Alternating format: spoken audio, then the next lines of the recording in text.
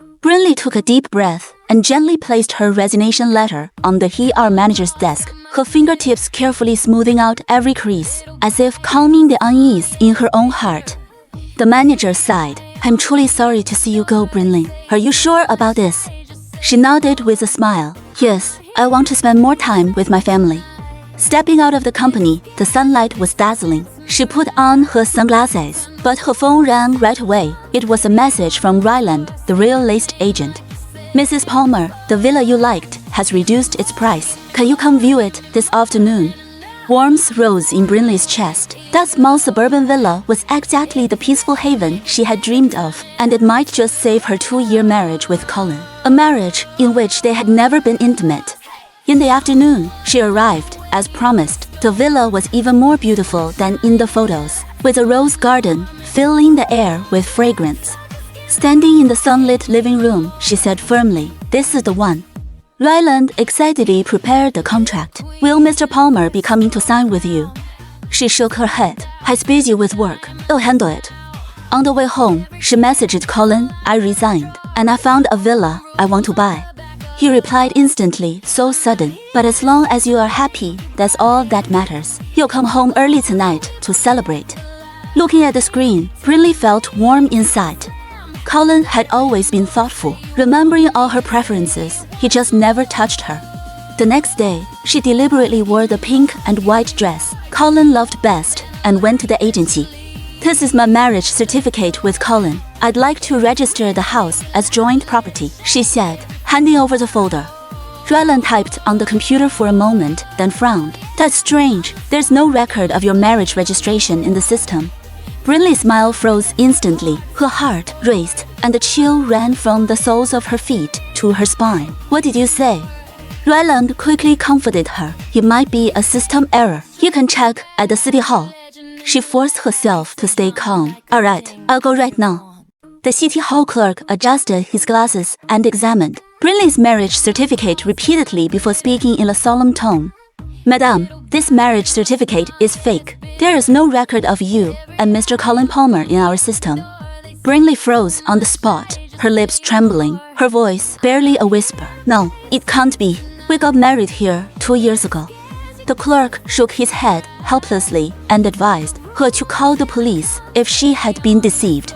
Brinley nodded stiffly and took back the certificate, her fingers shaking uncontrollably. The proof of marriage she had cherished so carefully for 2 years was nothing but a worthless piece of paper. Dizzy and dazed, she walked into a nearby cafe after leaving City Hall and ordered the strongest, bitterest iced black coffee. Yet even its bitterness was nothing compared to the pain in her heart. Just then, Colin sent a message. Brinley, what would you like for dinner? I'll bring some home after work. Looking at this thoughtful message, Brinley felt only disgust. She forced down her emotions and replied, Don't worry, I'll cook. Colin replied instantly, Okay, I'll be home on time. It was only 3:30. Brinley made up her mind to go to Colin's company, expose the truth, and demand answers. Colin's tech company was in an office building in the east of the city. The receptionist recognized her and smiled, letting her in. The elevator went straight to the 28th floor. As soon as she turned the corner, she heard Colin's voice coming from the lounge. I'm torn, but you know, I can't let go of Millie. Brinley stopped short, her body going rigid. She quietly hid behind a pillar and listened, holding her breath.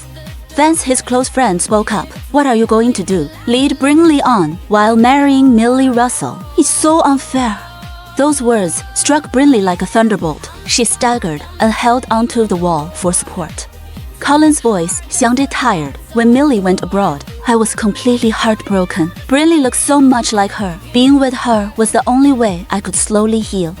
Brinley bit her lower lip so hard that she tasted the blood just to hold back her tears. She had been nothing but a substitute from the very beginning. All his tenderness and care over the past 2 years had been fake. She clenched her fists tightly until her nails dug deep into her palms. Inside the lounge, every word from Colin pierced Brinley's heart. I know Brinley is gentle and loves me, but I can't let go of my first love, Millie. His best friend Vance snapped at him, accusing him of faking the marriage certificate and lying to Brinley for 2 years, calling him a scum. Colin admitted with self-mockery that he was greedy. He wanted Millie's passion and craved Brinley's obedience. He was even certain that Brinley trusted him too much to ever uncover the truth. That line completely shattered Brinley's heart. She turned ice cold, then silently turned toward the elevator. 2 years of devotion had all been a fraud. The so-called marriage was nothing but a fake certificate. She had only ever been a substitute. She returned home in a daze and mechanically prepared Colin's favorite roasted meat.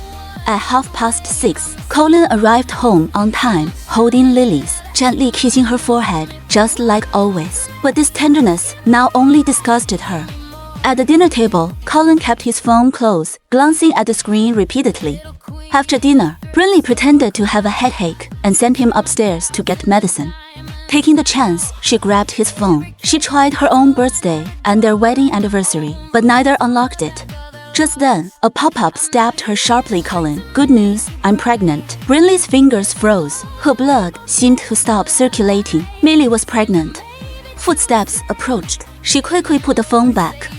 When Brinley questioned him, Colin panicked and lied that there was a problem with the project, and he had to return to the office. Before leaving, he even gently told her not to wait up.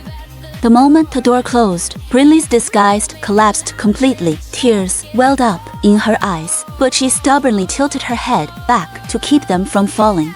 2 years of giving had ended in a total scam substitute. Fake marriage, cheating pregnancy. She had lost completely. Trembling, she dialed her father's number, a call she hadn't made in 2 years. Her voice was calm, yet filled with desperate resolve. Dad, I'm coming home. The marriage arrangement you set up, I agree to it.